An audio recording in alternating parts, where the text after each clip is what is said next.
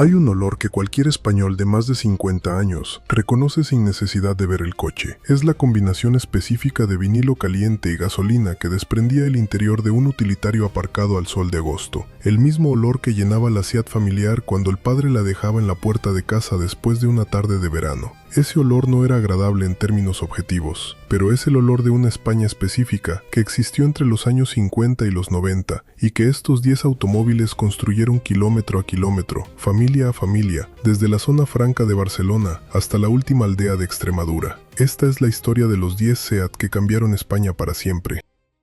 Número 10. El Seat 1400. En 1953, cuando la mayoría de las familias españolas no podía permitirse ni siquiera pensar en la posibilidad de tener un coche propio, el Seat 1400 era el automóvil de los que habían llegado. Motor de 1400 centímetros cúbicos y 44 caballos, carrocería de berlina con maletero separado, precio de 82,000 pesetas que en ese momento equivalía a varios años de salario de un trabajador industrial. Lo compraba el médico de cabecera que hacía sus visitas a domicilio, el notario de provincias que necesitaba un coche con presencia para sus reuniones, el funcionario de alto rango que representaba al Estado en actos oficiales. El Seat 1400 era la primera berlina familiar que Seat producía en su planta de la zona franca, inaugurada apenas 3 años antes, y su llegada al mercado español representó algo más que un nuevo modelo. Representó la demostración de que España podía fabricar automóviles de verdad, no únicamente ensamblar piezas con licencia italiana. El giro inesperado es que el Seat 1400 fue también el primer coche de la historia de la marca en aparecer en el Nodo, el noticiario oficial del régimen franquista, presentado por la propia propaganda del régimen como símbolo del desarrollo industrial español, aunque en realidad era técnicamente un Fiat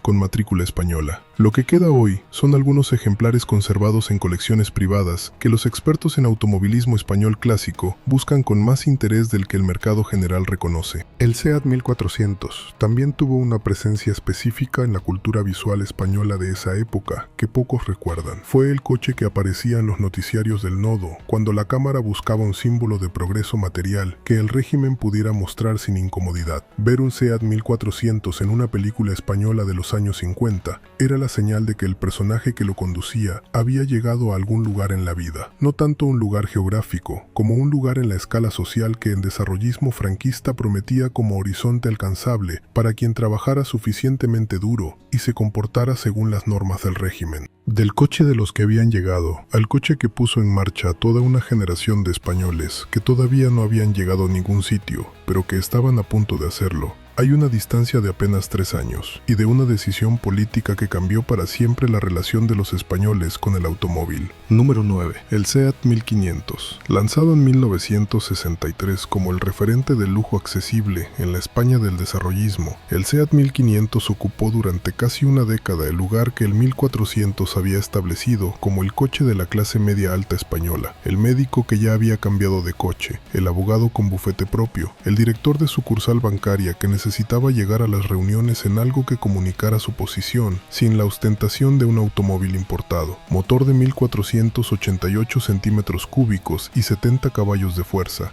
Velocidad máxima de 145 km por hora. Carrocería de berlina con más espacio interior que cualquier alternativa española disponible en esa época. El Seat 1500 fue el primer coche en el que muchos españoles de esa generación viajaron de Madrid a Barcelona en una sola jornada sin necesidad de parada técnica obligatoria. Un logro que en los años 60 tenía una dimensión práctica que hoy resulta difícil de imaginar. El giro inesperado es que el Seat 1500 fue también el coche oficial de muchos ayuntamientos españoles durante los años 60 y 70. La misma berlina que el médico usaba para sus visitas era la que el alcalde del pueblo usaba para sus gestiones oficiales, sin que ninguno de los dos considerara esa coincidencia un problema de imagen. Lo que queda son los clubes de propietarios de berlinas clásicas Seat, que mantienen algunas unidades en condiciones de circulación como homenaje a ese periodo específico del automovilismo español. El Seat 1500 también generó en España un fenómeno de segunda mano que ilustra perfectamente cuánto había cambiado el país entre los años 50 y los 70. Cuando el médico o el notario que había comprado su 1500 nuevo en los años 60 lo vendía después de 5 o 6 años para comprar algo más moderno, ese coche de segunda mano llegaba a compradores que 5 años antes no habrían podido imaginar tener un automóvil propio. Ese mercado de segunda mano del 1500 fue para muchas familias españolas de clase media baja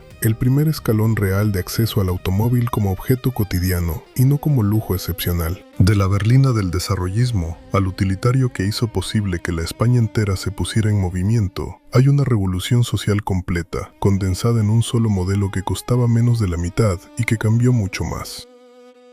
Número 8. El SEAT 133, presentado en 1974 como el sucesor del mítico 600 que acababa de dejar de fabricarse. El SEAT 133 llegó al mercado con el peso imposible de reemplazar al coche más querido de la historia de España. Motor de 843 centímetros cúbicos trasero, carrocería de 2 puertas, precio que lo situaba como el utilitario más económico del catálogo SEAT en ese momento. El comprador típico del 133 era exactamente el mismo perfil que había comprado el 600 10 años antes, la familia obrera que por primera vez podía permitirse tener coche propio, el autónomo que necesitaba un vehículo de trabajo más económico en combustible que cualquier alternativa disponible, el estudiante universitario que compraba de segunda mano con los ahorros del verano. El 133 nunca consiguió el afecto que había generado el 600. Era demasiado parecido a su predecesor para parecer nuevo y demasiado diferente para despertar la misma nostalgia, pero cumplió durante 7 años la función para la que había sido diseñado: mantener en circulación a la España que no podía pagarse nada más caro. El giro inesperado es que el SEAT 133 se vendió también bajo el nombre Fiat 133 en Argentina, Egipto y otros mercados internacionales, donde su origen español era irreconocible detrás del nombre italiano. Lo que queda son escasas unidades supervivientes que los coleccionistas especializados en SEAT clásico buscan precisamente por su rareza relativa. Muchos se deterioraron sin que nadie los considerara suficientemente valiosos para conservarlos. El SEAT 133 también tiene una historia específica de exportación que pocos conocen. Las unidades vendidas en Argentina bajo el nombre Fiat 133 formaron parte de un acuerdo más amplio de transferencia tecnológica que permitió a la industria automotriz argentina de los años 70 acceder a diseños europeos que de otra manera habrían sido inaccesibles dado el contexto económico y político de ese país en esa época. Esa conexión entre el utilitario español y la industria sudamericana es uno de los capítulos menos estudiados de la historia de SEAT como actor en el mercado global de automóviles de bajo coste. Del sucesor que nunca pudo serlo completamente, al utilitario que sí rompió con todo lo anterior y estableció un camino completamente nuevo para la marca, hay un salto tecnológico que SEAT no habría podido dar sin la presión competitiva que el mercado español ya le exigía en los años 70.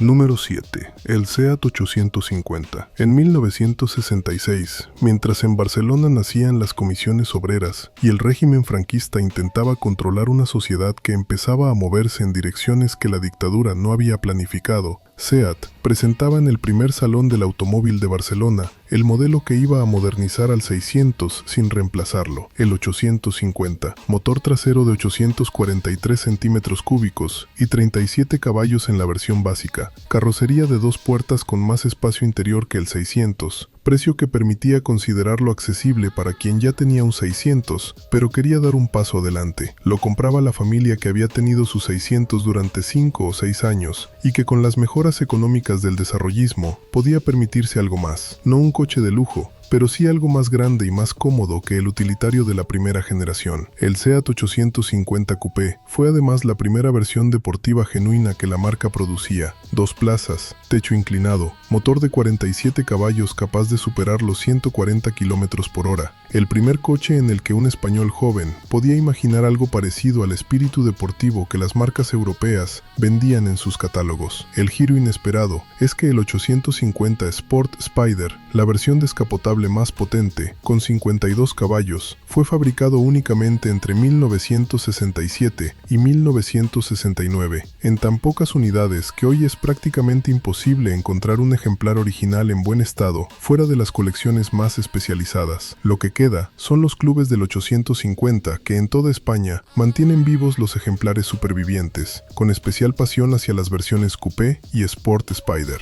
El SEAT 850 Coupé También tiene una historia específica relacionada con el automovilismo de competición español, que va más allá de lo que la mayoría de los aficionados conoce. Algunos pilotos españoles de los años 60 y 70 utilizaron versiones modificadas del 850 Sport Spider en carreras de montaña y en las primeras ediciones del Rally de Cataluña, desarrollando una cultura de competición con base en utilitarios que anticipa en décadas la pasión española por los rallies, que culminaría con el éxito de Carlos Sainz padre en los años 90. Esa línea directa entre el 850 Sport Spider y el Campeonato del Mundo de Rallys no aparece en ningún libro oficial de historia de SEAT, pero es perfectamente trazable para quien conoce el automovilismo español de esa época. Del 850 que introdujo el espíritu deportivo en el catálogo SEAT, al utilitario que una generación entera eligió como su primer coche, porque era el más moderno técnicamente que podían pagarse, hay un escalón que define perfectamente la España que estaba cambiando durante los años 70.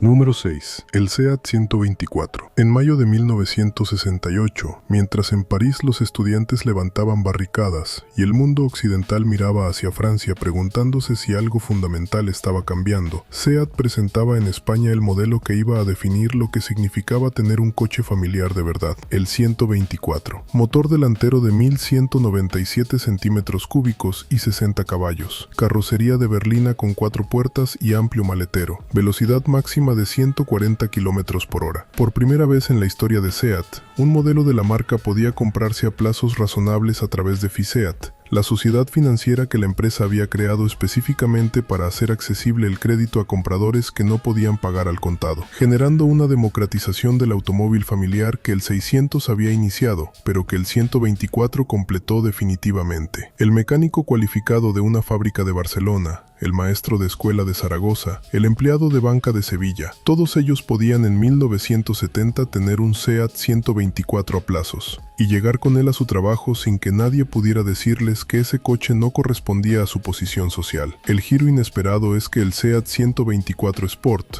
la versión deportiva de 1600 centímetros cúbicos y 118 caballos, participó en los campeonatos de rallies europeos con pilotos españoles financiados por la propia SEAT, siendo el primer programa de competición de automovilismo que la marca desarrolló de manera sistemática. Lo que queda del 124 son las memorias de 2 generaciones de españoles que aprendieron a conducir en ese coche o que vivieron sus primeros viajes largos apretados en su asiento trasero. El SEAT 124 también tuvo una presencia específica en la historia social de la España de finales del franquismo, que ningún análisis estrictamente automotriz captura completamente. Las reuniones clandestinas de la oposición democrática en los años 70 utilizaban frecuentemente el 124 como vehículo de traslado, precisamente por su anonimato total. Era el coche más común de España en ese periodo, y circular en uno equivalía a ser invisible para cualquier vigilancia policial que buscara señales de actividad política. El 124 fue, sin pretenderlo ni saberlo,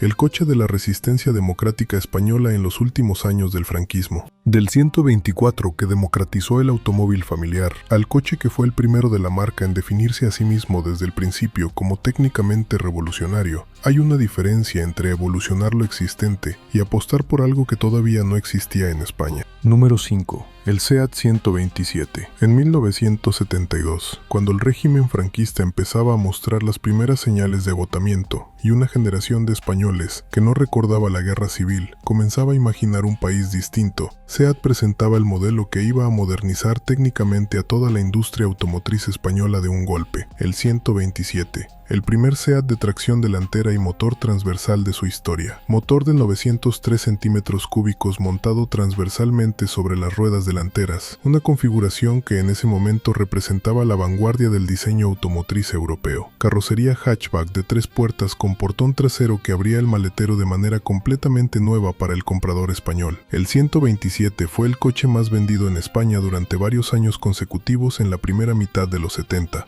Y su influencia sobre la manera en que los españoles entendían el automóvil fue más profunda que cualquier modelo anterior de la marca. Por primera vez, el coche más popular de España era también técnicamente uno de los más modernos de Europa. El albañil de Madrid, que tenía su 127 en 1975, conducía el mismo tipo de coche que su equivalente en Múnich o en Lyon, no una versión española adaptada de algo italiano, sino el mismo concepto técnico que el mercado europeo estaba adoptando como referencia. El giro inesperado es que SEAT desarrolló para el mercado español una versión de 4 puertas del 127 que no existía en Italia. Una adaptación específica del diseño original, pensada para las necesidades de la familia española que prefería las 4 puertas convencionales al portón trasero, y que esa versión española de 4 puertas fue exportada a varios mercados europeos como un producto genuinamente español. Uno de los primeros casos en que España exportaba ingeniería automotriz en lugar de simplemente recibir la italiana. Lo que queda del 127 son las memorias de una generación entera que lo vivió como símbolo de una España que empezaba a mirarse como moderna. El SEAT 127 también generó en España una cultura de tuning artesanal, que fue el antecedente directo del fenómeno de modificación de coches populares que dominaría los años 90. Los jóvenes de finales de los 70 que modificaban su 127 con escapes deportivos, spoilers caseros y motores preparados por talleres locales, estaban haciendo en España lo mismo que sus contemporáneos italianos hacían con el Fiat 127 original, pero con piezas conseguidas en mercadillos y con soluciones técnicas improvisadas que revelaban tanto ingenio como la falta de acceso a los mercados de accesorios especializados que en Europa occidental ya existían con normalidad.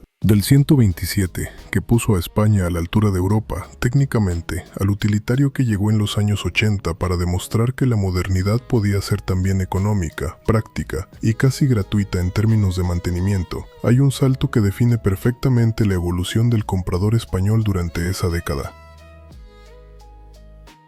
Número 4. El SEAT Panda. En 1980, cuando España vivía los primeros años de su transición democrática, con la misma mezcla de esperanza e incertidumbre que cualquier cambio histórico profundo genera, SEAT lanzaba el modelo que iba a ser el coche de esa transición en el sentido más literal, el Panda, diseñado por Giorgetto Giugiaro, el mismo diseñador italiano que había creado el Volkswagen Golf y el primer Ibiza, con motor delantero de 652 centímetros cúbicos y 30 caballos de fuerza, interior minimalista con asientos de tela plana que podían reclinarse hasta convertirse en superficie de carga, precio que lo situaba como el automóvil más económico del mercado español en ese momento. El Panda no era un coche de transición en el sentido de provisional, era un coche que declaraba explícitamente que la simplicidad podía ser una filosofía completa de diseño, que no era necesario añadir elementos superfluos para que un automóvil fuera útil y deseable. La estudiante universitaria de 1983, que compraba su Panda de segunda mano con el dinero de las clases particulares del verano, estaba eligiendo exactamente eso: independencia a precio mínimo, la libertad de moverse sin necesidad de pedir el coche al padre, sin necesidad de compartir transporte público, con un vehículo que era suyo y que cabía en cualquier aparcamiento de cualquier ciudad española. El giro inesperado es que el SEAT Panda continuó vendiéndose en España bajo el nombre Marbella desde 1986 hasta 1998, convirtiéndose en el último coche de motor trasero que se fabricó en España y en uno de los automóviles con mayor longevidad comercial de toda la historia del automovilismo español. Lo que queda del Panda y del Marbella son decenas de miles de unidades que todavía circulan como transporte cotidiano en ciudades españolas, y clubes de aficionados que los restauran con el mismo cariño que se dedica a los objetos que representan una época. El SEAT Panda también tuvo un capítulo específico en la historia de la igualdad de género en España, que ningún análisis de automovilismo menciona directamente. La generación de mujeres españolas que obtuvo su permiso de conducir en los años 80, la primera generación en la que esto era completamente normal y no una excepción, eligió el Panda como su coche inicial en proporciones que superaban a cualquier otro modelo del mercado. El Panda no era el coche del marido ni el coche de la familia, era el coche propio, el que permitía la independencia de movimiento que la España de los derechos iguales prometía. Esa asociación entre el utilitario más pequeño y más económico de SEAT y la autonomía femenina de la transición es uno de los capítulos sociológicos más ricos de toda la historia de la marca. Del Panda, que fue el coche de la libertad personal, al Ibiza, que fue el primer coche verdaderamente español, en el sentido de que su diseño y parte de su ingeniería nacieron en España sin depender completamente de una plantilla italiana, hay un salto de orgullo industrial que SEAT tardó décadas en dar. Número 3. El SEAT Ibiza de primera generación. El 27 de abril de 1984, en la isla Balear que le daba nombre, SEAT presentó el modelo que representaba la declaración de independencia más importante de la marca en toda su historia. El primer SEAT diseñado sin depender directamente de una plataforma Fiat existente. El proceso de desarrollo había comenzado en 1981, cuando los directivos de SEAT se reunieron con el equipo de Italdesign de Giugiaro para explorar un diseño genuinamente nuevo, y Fiat, que todavía mantenía vínculos con SEAT, intentó bloquear el proyecto porque temía la competencia de un SEAT independiente. Giugiaro tuvo que abandonar el proyecto de diseño exterior por presión de Fiat. El interior fue diseñado íntegramente en Martorell. El motor fue desarrollado con asesoramiento de Porsche. El resultado fue un compacto hatchback de 3 o 5 puertas, con motor delantero de 1200 o 1500 centímetros cúbicos, que llegó al mercado con el respaldo técnico de las mejores marcas alemanas y el diseño de uno de los mejores estudios italianos, pero con ingeniería de desarrollo genuinamente española. Lo compraba la generación de la movida, los veinteañeros de 1984, que querían algo con carácter propio, que no fuera simplemente el coche del padre comprado más barato, pero también la familia que buscaba modernidad accesible después de años de utilitarios que no habían cambiado fundamentalmente desde los 60. El giro inesperado es que el Ibiza original fue el primer SEAT que Volkswagen evaluó seriamente cuando comenzó a explorar la adquisición de la marca en los años 80, y que la ingeniería desarrollada específicamente para ese modelo convenció a los alemanes de que SEAT podía hacer algo más que ensamblar diseños italianos. Sin el Ibiza, la historia de SEAT después de Fiat habría sido completamente diferente. Lo que queda son los clubs del Ibiza de primera generación que preservan los ejemplares originales con una dedicación que va mucho más allá del automovilismo clásico. Es la preservación de un momento en que España demostró que podía hacer algo propio y bueno. El primer SEAT Ibiza también tiene una historia de resistencia interna en la propia empresa que muy pocos conocen. Cuando los directivos de SEAT decidieron que el nuevo modelo debía tener un nombre propio en lugar de un número, rompiendo con la tradición de denominaciones numéricas que había definido toda la historia de la marca, la decisión generó debate interno considerable entre quienes querían mantener la identidad histórica de los números y quienes argumentaban que un nombre propio era necesario para que el nuevo coche comunicara que era algo genuinamente diferente a todo lo anterior. El nombre Ibiza ganó esa discusión, y la elección de bautizar el primer SEAT independiente con el nombre de una isla española fue deliberadamente simbólica. El coche que marcaba la independencia de Italia tenía un nombre español, no italiano. Del Ibiza que demostró la independencia de la marca, al modelo que tomó todo lo que el Ibiza había establecido y lo llevó hasta el límite de lo que un utilitario deportivo podía ser en los años 90. Hay una diferencia entre la declaración de independencia y la demostración de que esa independencia podía competir al más alto nivel. Número 2. El SEAT 600. No hay manera objetiva de hablar del SEAT 600 sin reconocer primero que este coche es mucho más que un automóvil en la historia de España. Es el objeto que materializó el tránsito de una sociedad rural y empobrecida a una sociedad urbana y consumidora. Es el artefacto que hizo posible que millones de familias españolas salieran de su pueblo por primera vez, que llegaran al mar en verano, que pudieran imaginar un horizonte geográfico más amplio que el que la bicicleta o el autocar permitían. Presentado en junio de 1957 con un precio de 65,000 pesetas, el equivalente a aproximadamente 18 meses de salario de un obrero cualificado de la época. El SEAT 600 tenía un motor trasero de 633 centímetros cúbicos y 21 caballos y media de fuerza, 4 plazas apretadas, velocidad máxima de 105 km por hora en condiciones ideales, y la capacidad de cambiar para siempre la vida de quien lo compraba. El sistema de crédito que SEAT estableció para financiar su compra, pagos mensuales que cabían en el presupuesto de una familia obrera, fue tan importante como el coche mismo. Sin el crédito, el 600 habría sido un sueño inalcanzable para la mayoría de sus compradores reales. El obrero de la fábrica de Barcelona que compraba sus 600 en 1958, con los pagos mensuales del salario, hacía el mismo gesto que su hijo iba a hacer con un 127 en 1974, y que su nieto iba a hacer con un Ibiza en 1990. El gesto de firmar el papel que hacía posible algo que antes era imposible. El giro inesperado es que el SEAT 600 fue diseñado y fabricado como versión española del Fiat 600 bajo licencia, con tan pocas modificaciones respecto al original italiano,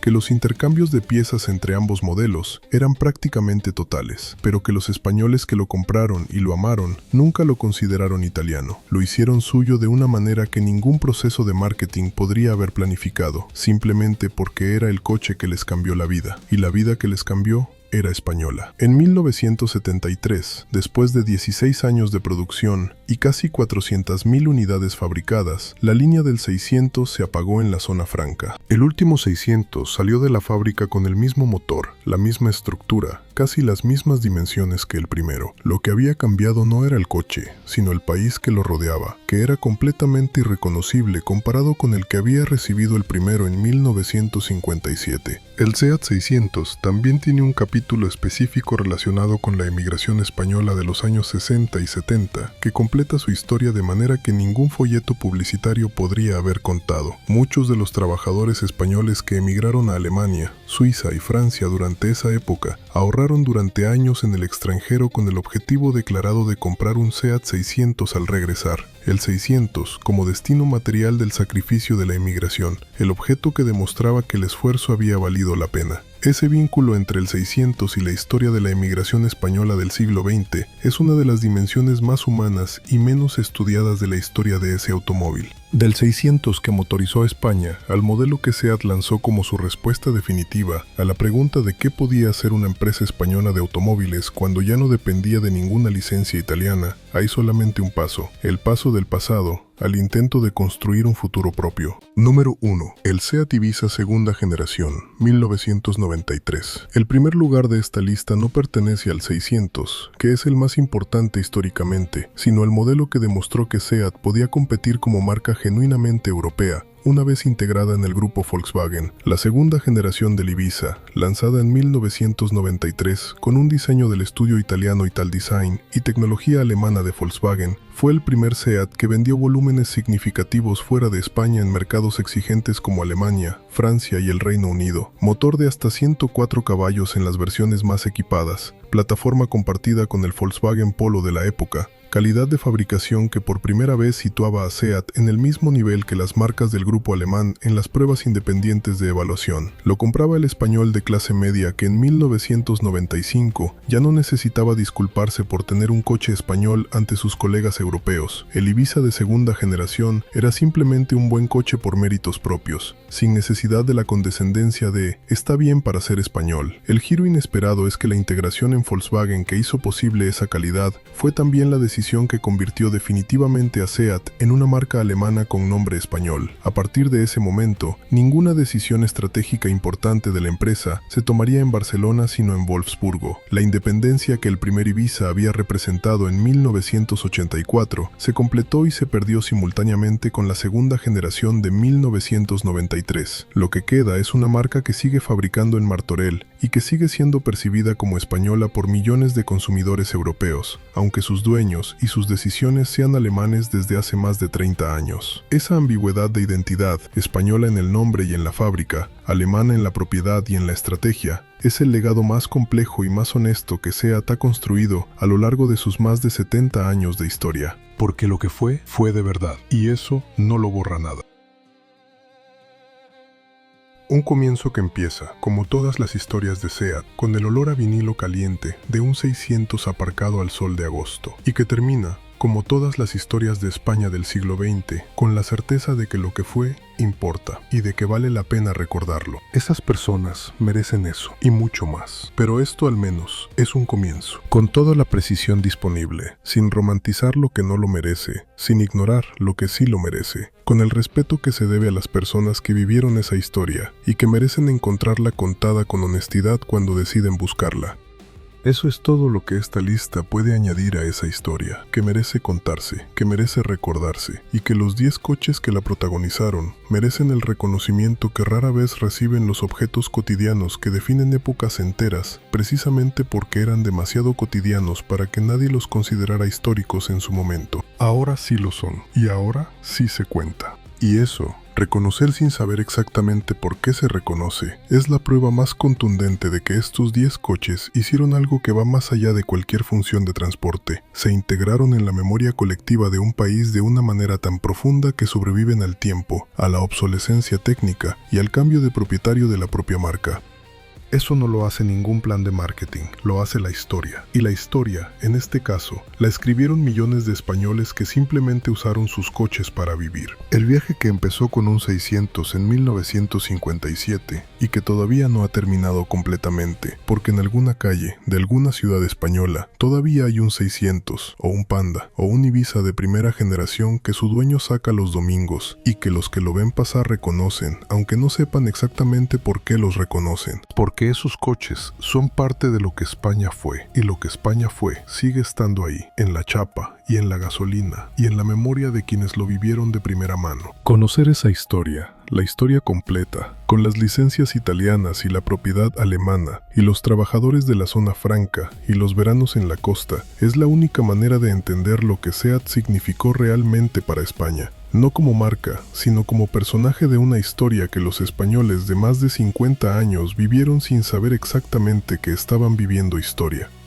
Ahora lo saben, y eso también es parte del viaje. Y esa fidelidad que no se puede fabricar ni planificar, sino solamente ganar a través de décadas de presencia cotidiana en las vidas de las personas, es el activo más valioso que SEAT acumuló durante sus primeros 40 años de historia. Más valioso que cualquier cuota de mercado, más durable que cualquier campaña publicitaria, más honesto que cualquier promesa de marca. Es el capital que Volkswagen compró cuando adquirió SEAT en los años 80 y que todavía explota hoy. 30 años después, cada vez que alguien en España ve el logotipo de la marca y piensa automáticamente en la España que ya no existe, pero que esos coches sí que conocieron. Hay también una dimensión generacional específica de esta lista que merece un párrafo final. El español de más de 55 años que ve estos 10 coches desfilar por la pantalla no está viendo simplemente automóviles históricos, está viendo los capítulos físicos de su propia biografía, el coche en que sus padres los llevaron al colegio el primer día, el coche que aprendieron a conducir con 16 años y sin carné en un camino de tierra fuera del pueblo, el primer coche que compraron con su dinero y que todavía recuerdan con un nivel de detalle que ya no tienen para los coches que vinieron después. Esa fidelidad de la memoria hacia el primer objeto automotriz de la vida, sea el 600 del padre, el 127 propio, el Pando de la primera independencia, inuniversal en todas las generaciones de españoles que vivieron el siglo XX motorizado. Y esa paradoja, que el fabricante del coche de la libertad española dependiera de los mismos trabajadores que usaban autobuses y metros para llegar a fabricarlo, define perfectamente la España de esas décadas, un país en transformación permanente, donde el progreso y la contradicción coexistían en el mismo espacio físico y en las mismas vidas sin que nadie lo considerara especialmente sorprendente, porque era simplemente la realidad cotidiana de millones de personas. 70 años de historia española, guardados en 10 coches. No toda la historia, solamente la que ocurrió en las carreteras, en los veranos, en los viajes de vuelta al pueblo, en los lunes por la mañana camino al trabajo. Pero esa historia también es historia, y también merece contarse.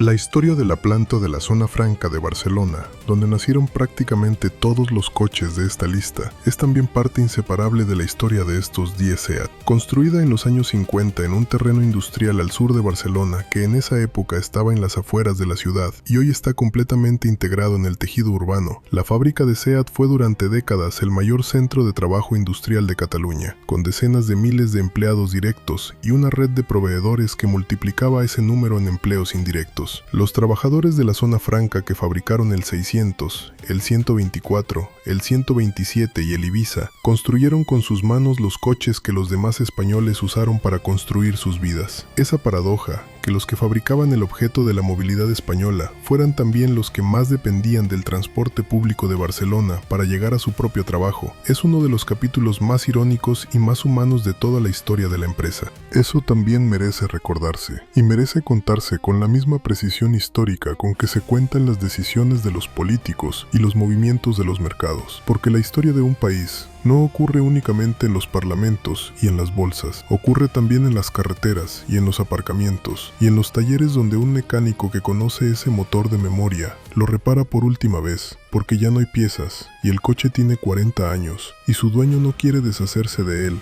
porque ese coche estuvo en el nacimiento de sus hijos y en el entierro de sus padres y en todos los veranos de su vida adulta. Eso es lo que estos 10 SEAT representan. No tecnología, no mercado. Vida española del siglo XX, guardada en chapa, goma y gasolina. Y esa historia, la de los objetos que portaron la vida de generaciones enteras sin proponérselo ni saberlo, es también la historia de cómo un país construye su identidad a través de las cosas cotidianas que sus ciudadanos eligen, usan y recuerdan. España no eligió el Seat 600 porque fuera el mejor coche del mundo, lo eligió porque era el único que podía pagarse, y porque en ese momento, poder pagarlo era ya en sí mismo un logro suficiente. Y esa elección, repetida millones de veces, en millones de familias, en millones de momentos distintos, construyó algo que ninguna política industrial ni ningún plan de desarrollo podría haber planificado, un vínculo entre una marca y un país que todavía existe, 70 años después, aunque la marca ya no pertenezca al país que la creó. Hay una dimensión de esta historia que ningún análisis comercial o técnico captura completamente. La manera en que estos 10 coches funcionaron como archivo involuntario de la historia social de España durante la segunda mitad del siglo XX. Cada generación de españoles que vivió desde los años 50 hasta los 90 tiene un SEAT específico asociado a un momento concreto de su vida. El primer verano en que llegaron al mar, el primer viaje sin los padres, el primer coche propio comprado con el primer sueldo, el coche en que fueron al hospital cuando nació el primer hijo. Esos recuerdos no son recuerdos de coches, son recuerdos de vida, y el coche es simplemente el contexto físico en que esa vida ocurrió. Reconocer eso, que el objeto automotriz es inseparable de la experiencia humana que lo rodeó, es la única manera honesta de contar la historia de SEAT en España. Estos 10 automóviles tienen en común algo que ningún catálogo comercial de SEAT mencionó jamás directamente. Todos ellos fueron, cada uno a su manera, el espejo en que una generación de españoles se vio a sí misma en un momento específico de la historia del país. El 600 que motorizó la posguerra, el 124 que democratizó el automóvil familiar, el 127 que puso a España técnicamente al nivel de Europa, el Panda que fue el coche de la transición, el Ibiza que declaró la independencia industrial de la marca. Ninguno de esos coches fue solamente un medio de transporte, fueron la materialización física de lo que España era capaz de imaginar para sí misma en cada uno de esos momentos. No es nostalgia por los coches, es nostalgia por la España que esos coches representaban, por el obrero de la zona franca que apretó el último tornillo del primer 600, por la familia que llegó al mar por primera vez en agosto de 1960, por la estudiante que compró su Panda de segunda mano y condujo sola por primera vez en su vida. Esas personas construyeron ese país, y estos 10 coches fueron la herramienta que hizo posible ese viaje.